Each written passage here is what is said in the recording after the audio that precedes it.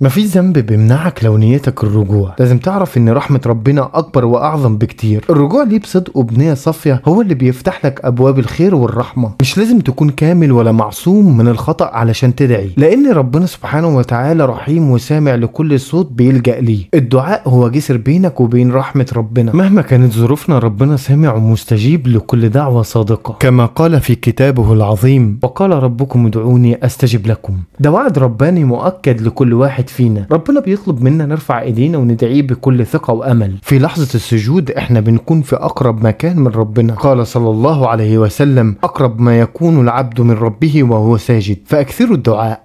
السجود مش بس خشوع، دي فرصة ذهبية للدعاء. بنفتح قلبنا فيها ونتكلم مع ربنا على راحة. خليك دايما تستغل اللحظات دي وادعي ربنا بصدق. قول يا رب بقلب صادق من غير خوف. الكلمة دي مش بس صوت، دي دعوة من القلب. خليك دايما قريب منه بالدعاء والاخلاص. قول يا رب وافتكر دايما ان صدقك هو اللي بيقربك.